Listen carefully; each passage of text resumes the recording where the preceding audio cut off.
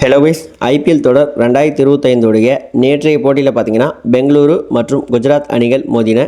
இந்த போட்டியில் டாஸ் வென்ற குஜராத் அணி பந்துவீச்சை தேர்வு செஞ்சுருந்தாங்க.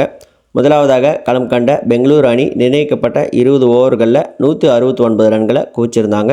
பின்னர் 170 ரன்களை இலக்கா வச்சு களமிறங்கிய குஜராத் அணி 17.5 ஓவர்களில் 8 விக்கெட் வித்தியாசத்தில் அபார வெற்றி அடைஞ்சிருந்தாங்க. மேலும் இந்த போட்டியின் தோல்வியின் காரணமாக தற்பொழுது பெங்களூரு அணி புள்ளிப்பட்டியலில் 3வது இடத்துக்கு ரன் ரேட் அடிப்படையில் சரிஞ்சிருக்காங்க. மேலும் இந்த போட்டிக்கான ஆட்டநாயகனாக முகமது சிராஜ் தேர்ந்தெடுக்கப்பட்டிருந்தார்.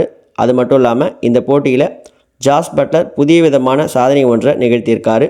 அதாவது ஐபிஎல் வரலாற்றிலேயே ஒரு அணிக்கு எதிராக 150+ ஸ்ட்ரைக் ரேட்லையும் 50+ ஆவரேஜ்லையும் 500க்கும் மேற்பட்ட ரன்களை குவித்த 3வது வீரர் என்ற பெருமையை இந்த போட்டியில் ஜாஸ் பட்லர் பெற்றிருக்காரு. இதற்கு முன்னதாக 2 ஆர்சிபி வீரர்கள் மட்டுமே இந்த சாதனையை ஐபிஎல் வரலாற்றில் நிகழ்த்தியிருந்தாங்க. முதல் வீரர் பார்த்திங்கன்னா the universal boss Chris Gayle Punjab Kings அணிக்கு எதிராக இந்த சாதனையை நிகழ்த்தியிருந்தார். அதற்கு பிறகு மிஸ்டர் 360 ஏபி டிவில்லியர்ஸ் இந்த சாதனையை டெல்லி கேபிட்டல்ஸ் அணிக்கு எதிராக நிகழ்த்தியிருந்தார். தற்பொழுது ஜாஸ் பட்லர் பார்த்திங்கன்னா ஆர்சிபி அணிக்கு எதிராக இந்த சாதனையை நிகழ்த்தி 3வது இடம் பிடிச்சிருக்காரு.